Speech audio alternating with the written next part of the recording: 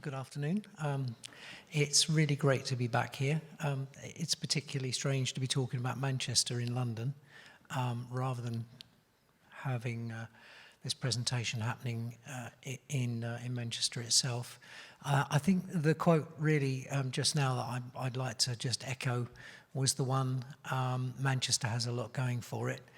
It's really been a huge success story. It's also a huge headache for Equinix in terms of the demand for everything in Manchester, both in terms of content distribution and networks that want to be there, but also in terms of us finding the right real estate in the right place with the right amount of power density and expansion capabilities when there is such a big urban development going on in the city, which is leading to real estate for domestic residences having a much more business case for it, and so people really want to buy land to build homes rather than data centers, which makes it very difficult for us. So I'm happy to give you this presentation and announce formally, since it was publicly announced just a couple of weeks back, that a Manchester 5 will be available for sales from end of March 2022. And hopefully I can just in this give you a flavour for what that entails and the various considerations that we've had to make when finding the right location for this data centre and also the connectivity that needs to go with it. So can I have the next slide, please? Okay, so it's fair to say that Manchester is really an extraordinary success story in terms of a burgeoning economy, diverse from London. It's a very fast-growing technology hub. No doubt the media city there has had an enormous effect, and the amount of investment has created jobs, demand, and people migrating into the area. And so high-capacity links into London and low-latency international links now exist. International connectivity as well as national connectivity is still growing, and we've seen that in terms of deployments of network service providers wanting to come into Manchester and asking us for space and power when the legacy sites, Williams and Kilburn and Manchester 1 and 4, were extremely limited in terms of power density and space. We acquired them from Telecity Group in 2015-16, and it's been almost a hand-to-mouth existence, I would have said, over that period of time in keeping up with demand. So one of the things that's been really interesting for me is fortunate to sit on the steering committee of the LINX Manchester group, and at a time when there was a lot of despondency about the apparent demand for LINX Manchester, I was very, very pleased to be able to give the input that don't worry, because I can see what's coming down the line in terms of opportunity pipeline for networks wanting to move to Manchester. And it's all going to be very different. And I think that probably plays out now in the success for LINX Manchester, which I hope everyone is very pleased with. Next slide, please. So this is just a quote from Russell Paul, our country director, that it's a key market. And it's a key market for a number of reasons. The diversity, the geographic diversity from London is really quite important. And we're seeing this in various other countries around Europe as well, with locations like Munich having an increased demand, diverse from Frankfurt. We see it in other parts of the world as well. So this kind of is a bit of a trend, and it's come at the right time for reasons that we'll be able to look at as we go along, hopefully. Next slide, please. So Equinix calls their data center, we call our data centers international business exchanges, or IBXs. There's more of a focus on interconnection than just retail co-location space and power. The first phase of this development will provide 2,000 cabs and 3,500 square meters of co-location space. The important thing here is the power density. So 4.5 to 6.5 kVA per cab, or kilowatts per cabinet, if you prefer, is a great improvement on the 1.5 to 2 kilowatts per cabinet that was possible in Williams and Kilburn, with increasing power draw from increasingly powerful network equipment and ever-increasing amounts of traffic throughput. So 2 kVA per cab is just inadequate for the needs of modern equipment, and therefore this power-dense site provides a very welcome break from as I say, the hand-to-mouth existence that we've had for some time now. Next slide, please. You will see previously we referred, by the way, to network edge, internet exchange, etc., and I'll talk more about that in my final slide, because it's definitely a trend that we see for the future in terms of pervasive computing, 5G networks, IoT, and migration of everything to as a service. So the first phase, as I stated, will be, it should be the end of March 2022, followed subsequently, as that starts to be exhausted, by a second and a third phase. Please don't ask me to explain what the different phase denominators are. I don't know what 5.P1 means. I just know that there are 3 phases, and that's over the next few years of life. I expect we'll get some questions about the fact that the site at Salford, where this is located, is quite large, as well as being power dense. Yes, I can answer in advance of the question. There is space for more facilities as demand continues to grow in the future. This presentation will be available for download afterwards if anyone wants to go into the details and minutiae of the facility and what's there. But this is just to give you a flavour, really.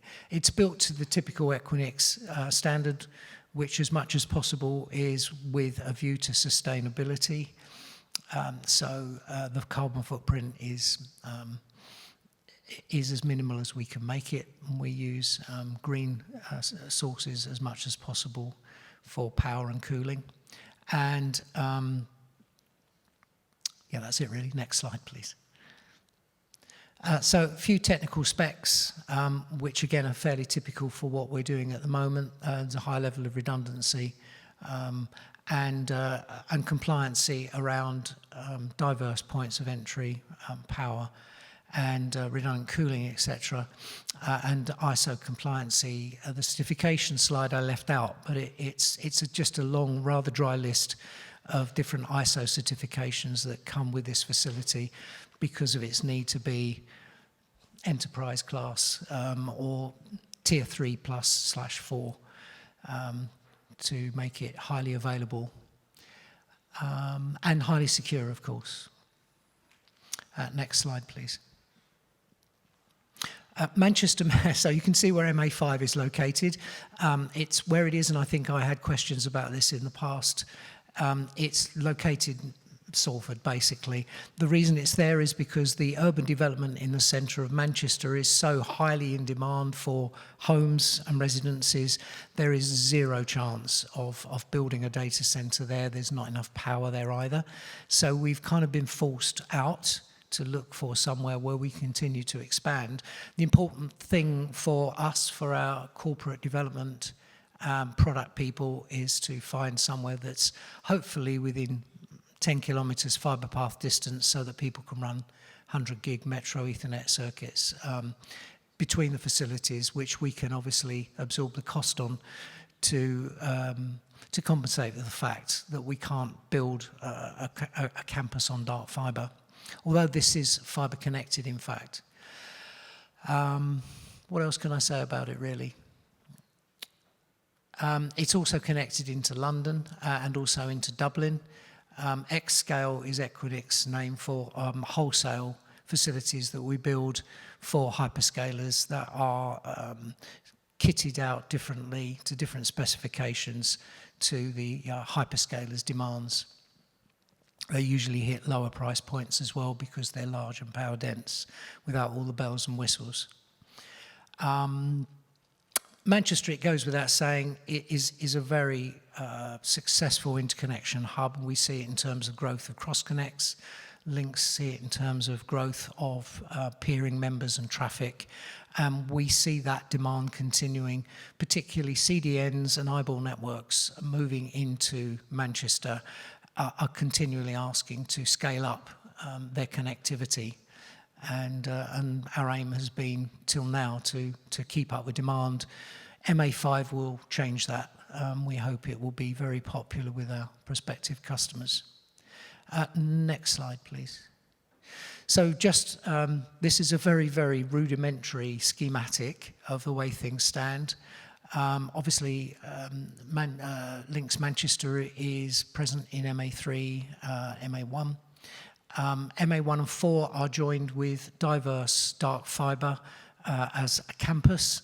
MA2 is a bit out on a limb because it is a leased location that houses part of the university's infrastructure. And although we continue to operate it, it's not a wholly run or operated Equinix facility. MA5 is, however, and the links you can see here are basically MA3 to MA1 is a Metro Ethernet service running Sienna Waveserver 5 technology, which means we get really low price points and we can offer 110 and 100 gig waves at near cross-connect pricing. In fact, 1 and 10 gig are at cross-connect pricing. Fiber Connect and Metro Connect are also available. Fiber Connect being diverse dark fiber. The Metro Connect is, I believe we've moved to unprotected but diverse path, leaving the customers to sort out their own protection now because it seems to be more popular. But the diverse path is both on fiber or lit service. The fiber path distances themselves, don't think they're shown there, are MA3 to MA5 is shortest path is just under 8 kilometers. The longest path is 9 kilometers. And on the other, it's 9.5 kilometers and 10 point something. So the only one that doesn't quite make it to sub 10 kilometers is on the MA5, MA1 stretch. However, hopefully we've got it covered. And as I say, the aim has been for the last 2 years, almost as a compensation, apologetically, for saying to people, the only way we can deliver the power that you need and the space that you need in Salford is by placing you at a distance, but it's still at cross-connect pricing to reach the network density that everyone wants for peering. So that's really it. Next slide, please. LINX currently is in MA13. I'm not even going to mention the Equinix Internet Exchange. It's just part of policy to have an IX everywhere. And hopefully it's seen as supplementary in some cases. As I say, I'm very, very pleased and proud and honoured, in fact, to be part of the steering committee for LINX Manchester, and very happy to use, you know, my inside track, if you will, on what's happening within Equinix to inform people on demand, etc. Next slide, please. This is something completely different. This is about private as a service connectivity, digital transformation. The Equinix Fabric is now an MPLS backbone that spans the world, frankly, and provides access between Fabric nodes. It was the old Equinix Cloud Exchange, and it provides everything as a service. We have network service providers offering network as a service increasingly, with some SD-WAN and last mile on demand offerings. And we've got some names up there of those that are doing this: Verizon SDI, Unitas Global, Colt, ODI, EU Networks. We also, many people are offering multi-cloud access privately. Some IXs are moving into this space. Fabric actually offers an on-ramp to about 500 cloud and IT service providers worldwide, which obviously gives enormous amount of choice and flexibility to the enterprise that wants to digitally transform effectively. And this is all in aid of promoting the digital economy. Network function virtualization, Equinix Metal is a bare metal offering. We've just struck a deal with NVIDIA for AI at the edge, which they're rolling out with us globally. And I do believe that the use cases for pervasive AI will resonate increasingly over the coming years and decades. And I believe that that partnership with NVIDIA, as well as the fact that Metal supports flexible hybrid cloud with things like Google Anthos and Amazon Elastic Cloud Services, etc., again, is just what enterprises are asking for. And we believe that IX, network service providers, etc., can all be part of this digital transformation that's taking place. And we're very happy to partner with anyone that wants to do that with us. DDoS protection, particularly call out the Prolexic DDoS mitigation service Connect, which provides geodiverse DDoS mitigation, which I describe to customers as the mother of all DDoS mitigation services. And I'm very proud to be partnering in that. And then finally, we have Precision Time, which also now hangs off of Fabric and is available on demand with billing on a per 24-hour basis. So this is a bit of a diversion from peering. However, it is kind of the future, and we believe that we're well poised both to partner service providers, LINX, as well as other valued IX partners in the next exciting phase of where this digital transformation is taking all of us. That's it from me. Thank you very much.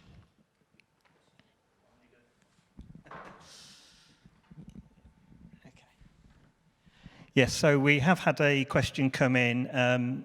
It's from Tom. He says, given the office space vacancy in Synergy House, is there any chance of a modest extension to the capacity in MA4? Sure. The answer is maybe. So we actually freed up some space in MA4 by taking back some office space and other stuff and getting rid of some crack units. We also had some customers, one large ISP that wanted to churn some space, and we almost bit off their arm in taking that back because we had so much demand. The answer is it's hand to mouth. The maximum power draw that we can deliver is 2 kVA per cab. So if someone comes to us and says they want 10 cabs, 8 kVA, we're really stumped if we've only got sort of 5 cabs at 2 kVA. So it's hand to mouth. There may be at some time there may be sufficient space for a particular demand. All I can say is ask us and either speak to me or someone at Equinix in the know, and they'll be able to look at the pipeline of churn that is uninstalls to see whether there is going to be space released at some point. And that is literally how we've had to work for the last 2 years with MA4. But happy to accommodate if you want to talk to me about it.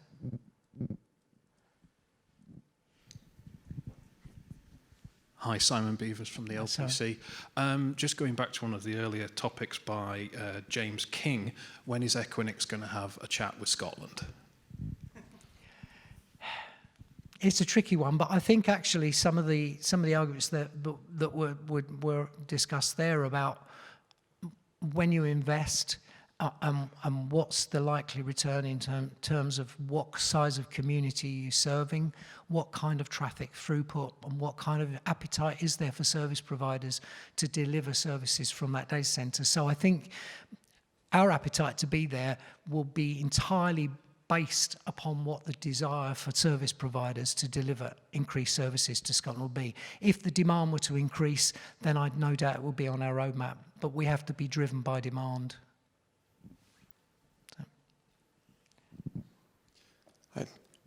Given the obvious motivations for improving the efficiency of the cooling systems in data centers, because it obviously consumes so much power, and also the increased, power density of the new racks. Yes. What's the strategy that Equinix is taking with regards to that? Are you considering back of rack cooling, or are you considering in row or top of row, or Is it going to be hot and cold aisles, or? You know what? We do cold aisle containment. We do try and deliver everything that customers want, and we try and stay on top of the latest technologies. But it's always with an eye towards sustainability. We've pinned our flag firmly on, and we raised a huge amount of green capital as investment to fuel our sustainability aims. And our aim is to be 100% sustainable with a zero carbon footprint effectively by 2030. Now, it's a bit fatuous for a data center to say that, because we are consuming vast amounts of power, and as a company we expand, so we consume more, but it's more about putting back. We have toyed with new fuel cells, new cooling methods, and that is like a grand but cautious experiment which continues to this day. There isn't a perfect solution, but where we can leverage particular advantages in a location, we will do so. Whether it's artesian wells or whether it's adiabatic cooling. There are particular, as I say, I think certain types of fuel cells we've been looking at as an alternative to diesel for backup. All things are on the agenda in this kind of aim to get to sustainability. The big problem for us hasn't been so much our data centers as our customers and providers' ability to sign up for sustainability. And that's a different question. Right. Yeah. No, I mean, I partly focus on cooling because from what I've read, like one of the biggest ways to, well, it's one of the most inefficient kind of components of a lot of these systems, but because of the air mixing, basically, because you're not getting that large differential between the outlet temperature and the inlet temperature. And that's why one of the simplest and most effective ways to boost the efficiency of a system is all about how closely can you couple the cooling unit to the equipment that's in the rack. And then obviously, from what I read, the evaporative is one that under suitable environmental and load conditions, because that's one of the downsides of evaporative cooling.